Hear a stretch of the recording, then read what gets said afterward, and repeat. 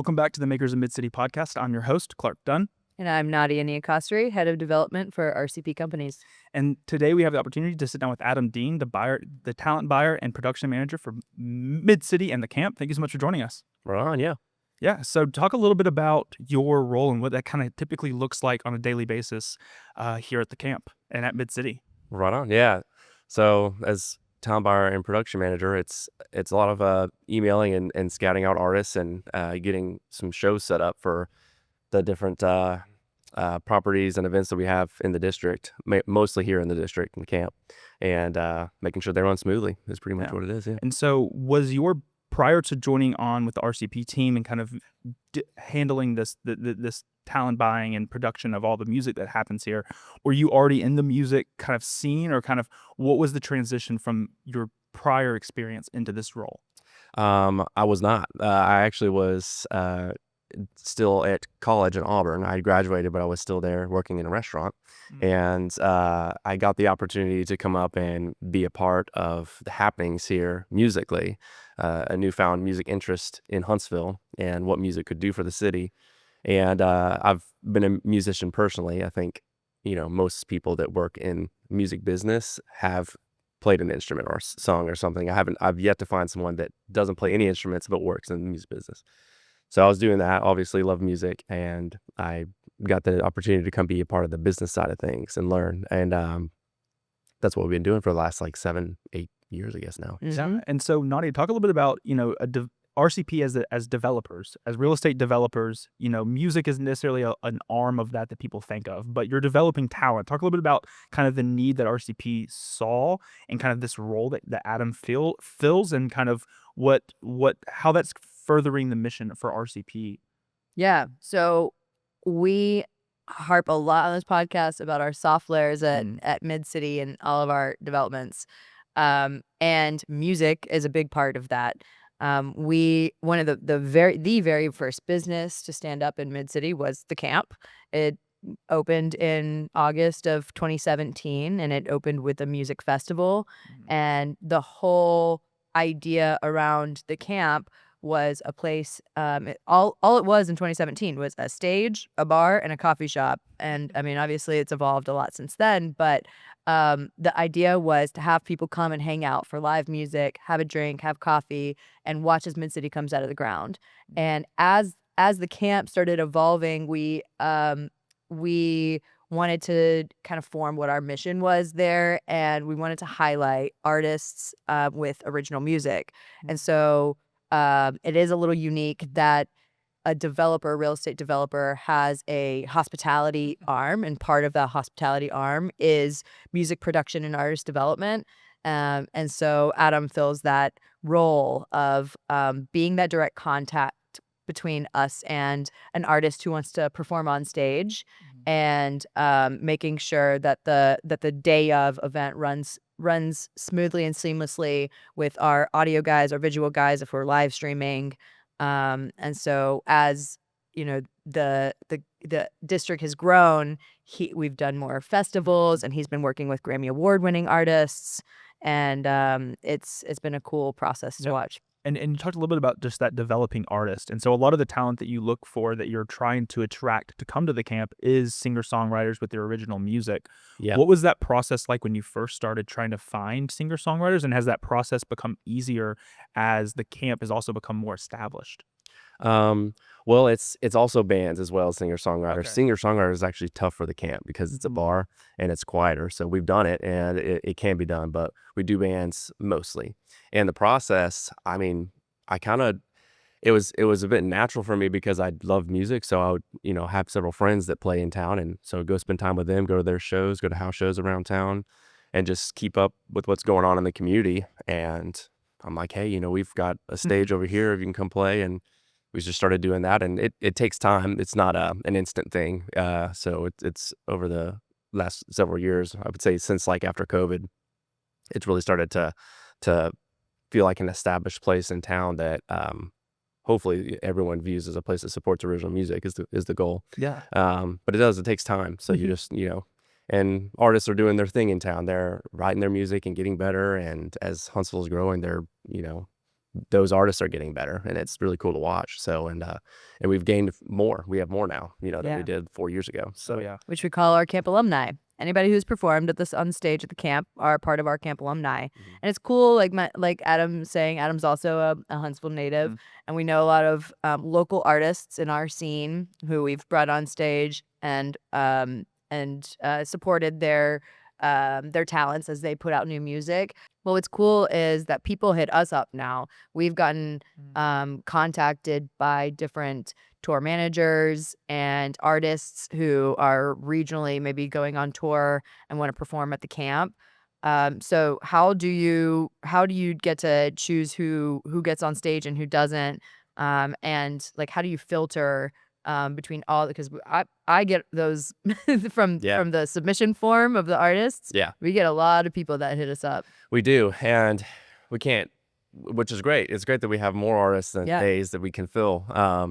But it's very subjective, to be honest. And it's not just me, it's you guys, it's you, it's everyone. Everyone's like, hey, this is a great band, I think we should try. And so we get them in,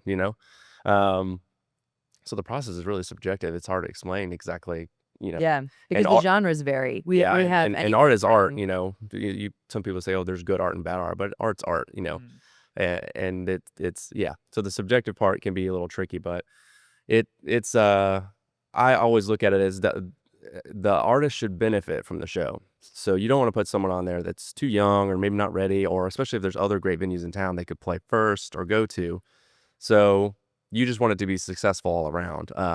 And so I take that into account, and we'll talk to the artists through that. And there's been some artists that I've talked to where I was like, hey, I don't know if y'all, like, I still want to see some more stuff from you guys, like some more of your performances, or you need to get some more performances in, and they have, and they've come around, and now they're like a staple for us that comes through a couple times a year and plays. But yeah, it's I want to get away from the term good or bad. I don't think that's the right way of course. to put it. And we take chances a lot of times. We'll just do it. We'll just take a chance on somebody or an idea for an event and just see how it goes. I actually think that the ability to do that has been a part of our success, because we have the flexibility to make those decisions without some outside pressure to hit a certain number at the bar every time. It's important, and we do well at the bar, but it's not like, oh, if we don't, make this much sales, we can't do it ever again. It's like we have some flexibility to support these artists and support the ideas that our team has for these events, and then we stick with the ones that are successful. But we would never know if we didn't get to try some of these things. So you talked a little bit about it a second ago and alluded to it a little bit, that there is so many opportunities for artists here in Huntsville now to play on stages that are maybe stages leading up to them playing at the camp. There's also stages and bigger stages that they can play on after it, like the Orion. Talk a little about some of the artists that maybe have played at the camp that have also played on stages like the Orion, or maybe at big festivals. Yeah, I think as a smaller venue, it's definitely like a goal to try to find the young budding artist that's super talented that is going to go on and do big things, and we've gotten to do that a couple of times. Again, you don't know when it's going to happen. That's part of the art thing I was talking about. But one example might be Brook and the Bluff, who we had play back before COVID, and I think we got 2 performances in with them, maybe 3, just spread out over a couple years. And they've gone on to be quite successful, and they are too big for the camp now.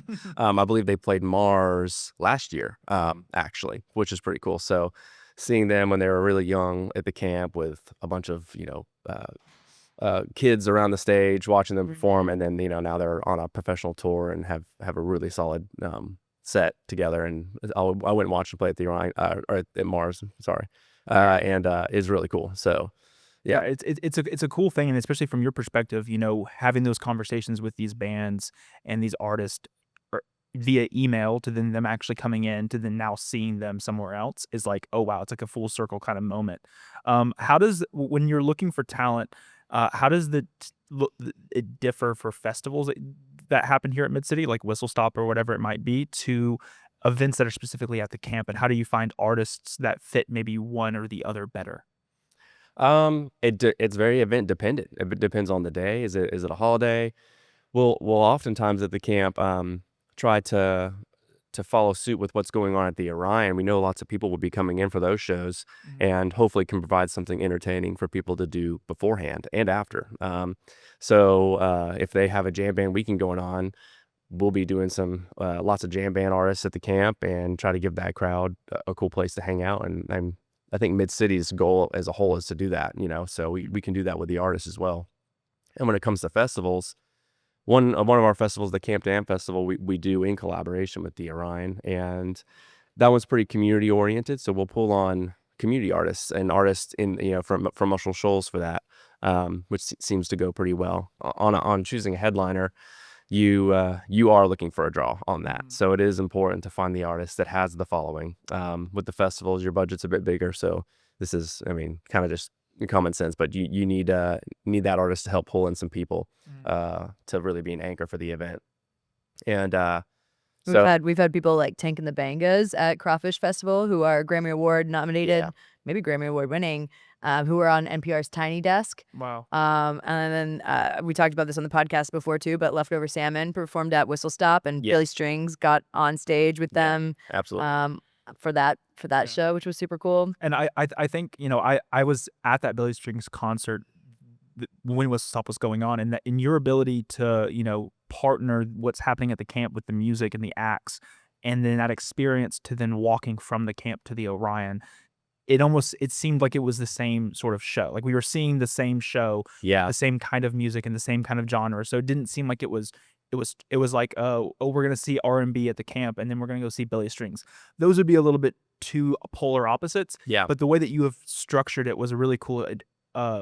It's incredible to see, and I think it creates that overall vision for what's happening here. It's not just you're trying to partner with all the different moving pieces that are here within MidCity. Yeah. Talk a little bit about kind of some of the partnerships that the camp has with maybe East Iris Studio in Nashville, and kind of how that came about and what that looks like. Yeah, and I do want to give a nod to Cody Morgan. She did help a lot with finding the artist for Whistle Stop, and was able to kind of collaborate with the Orion to make that special moment happen, which was really cool. Probably one of the coolest things that's happened in MidCity, I think, last year. So hats off to her for that. But yeah, for East Iris, that's been a new relationship that's kind of formed through Nadia and through Max. East Iris Studios in Nashville is a incredible studio in Berry Hill, a location called Berry Hill there, and we have partnered with them in sort of a artist exchange kind of program. It's not really a program, but we're connected in trying to get artists from Nashville down here and then take artists from here up there, and the exposing each other to the different talents has been really exciting and like motivating, I think. And so I believe it was July last year, we had them come down and bring a 4-artist lineup where these original artists played for 20 minutes. We really professionally live stream it and generate some content for those artists. And it's also just a huge networking opportunity for the crowd or anyone that is there, because of the connections that East Iris has. They're working with in Universal Music. They're working with these A-list artists, and they know these people. And so even if you're getting advice from people that high up in the business, it's extremely valuable. I think also what's pretty special about it is the artists that we're curating for these nights, or that we're working with at East Iris, are very young. They're not like, oh, this is not an artist that's got 200,000 followers on Instagram. They have 1,000. These are very young, but it's kind of like when I was mentioning earlier about having a young band through that has a lot of potential, but isn't there yet. So they're playing these smaller cap venues, but you kind of leave the event or get the feeling when you're listening to them that they'll be big one day. It has that kind of feel to it. Of course, not all of them will be, but Sure. You don't know. You don't know who it will or won't, or how it all shakes out. But it has that kind of feel, and so it's motivating and inspiring as an artist to keep going.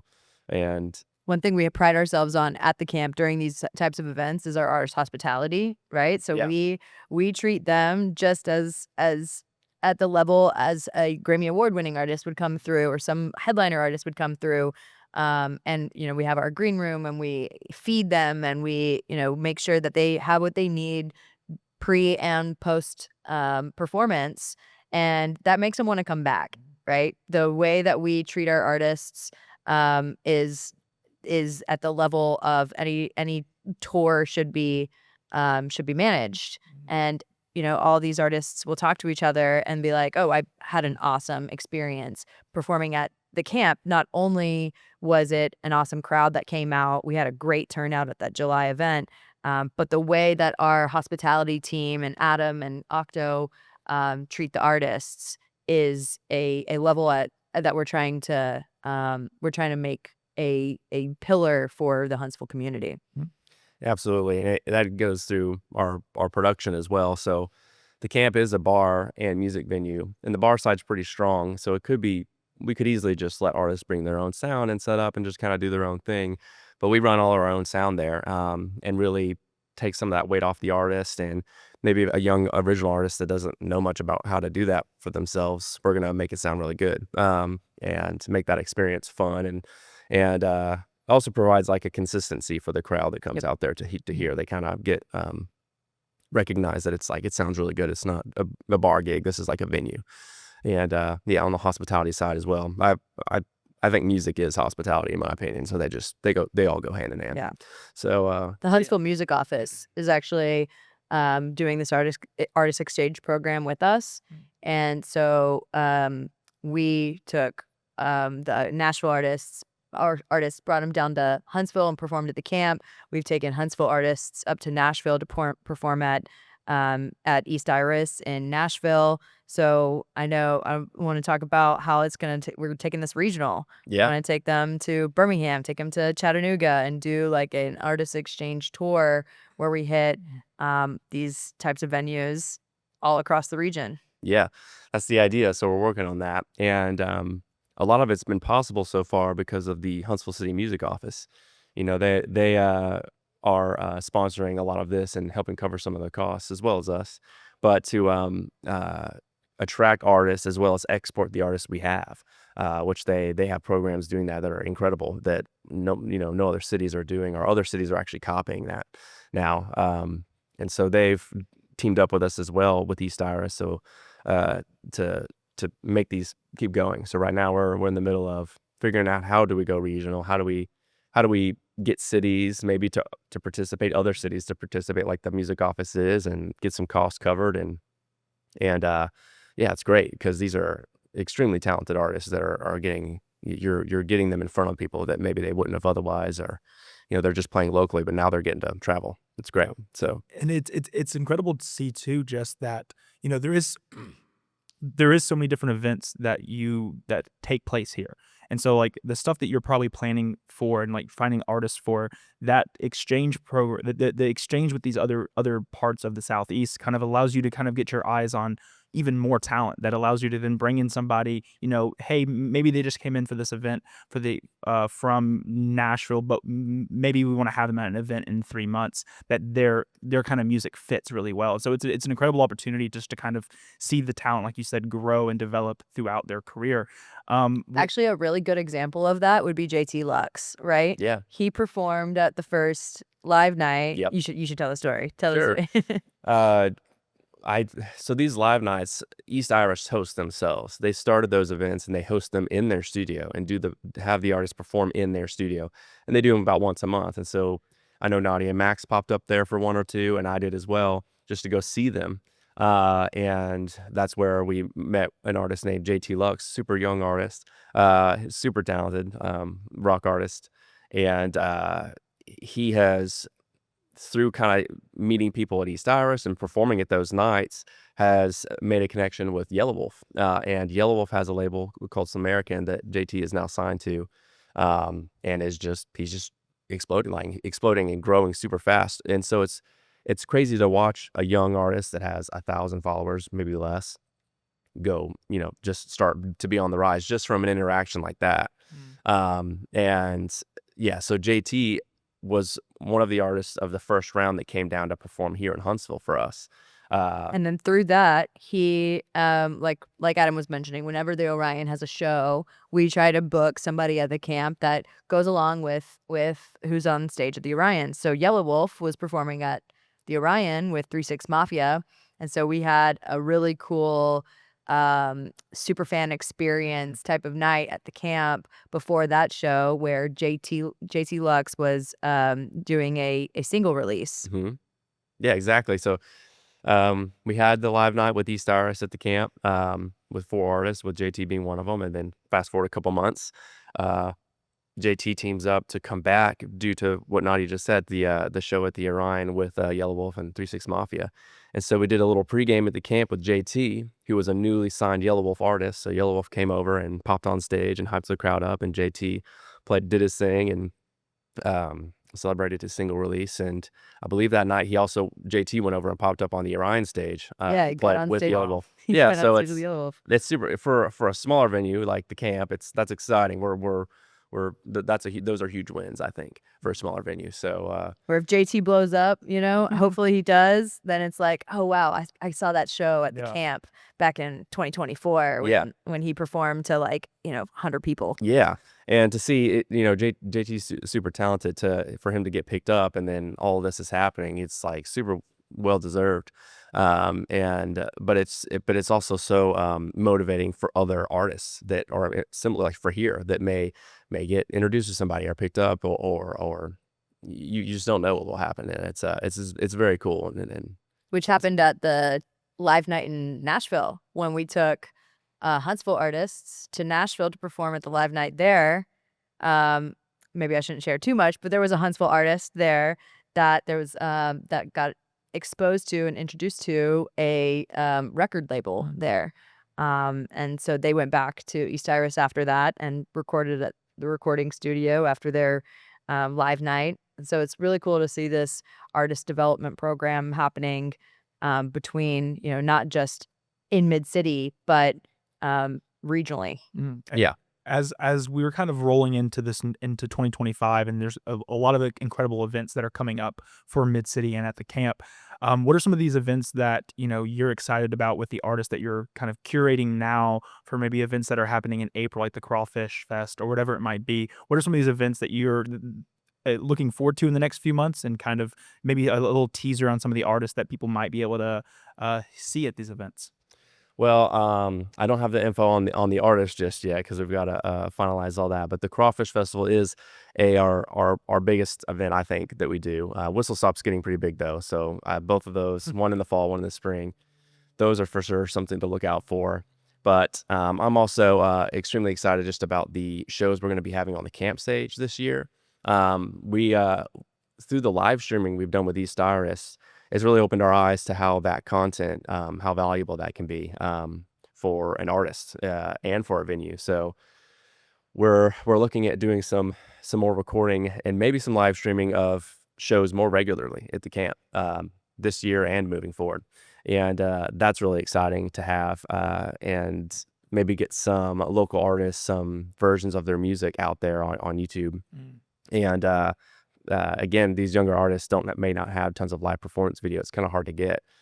So I'm pretty excited about exploring that idea and making a bigger deal about those shows when they happen.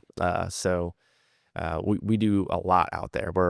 I think we're like for sure the most active music venue in town as far as how many days, how often.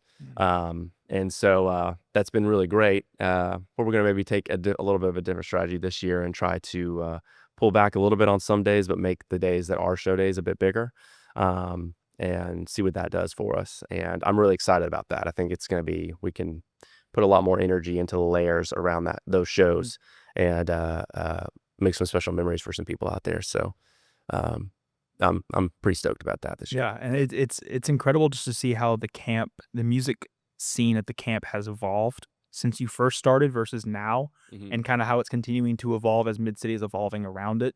Mhm. It's exciting to see, and we'll be sure to have information for artists or anybody that's listening that they may be wanting to reach out to the camp about performing. We'll have links to everything in the episode notes so people can find out more information there. We'll have to have you back on in like a year, because I feel like everything's going to change. Everything's changing, and there's a lot of cool things that are happening. Cool things that we can't maybe talk about today, but hopefully we can talk about in a few months or in a year or two. But I appreciate you being here today. Yeah, absolutely. Thank you for having me. Yeah.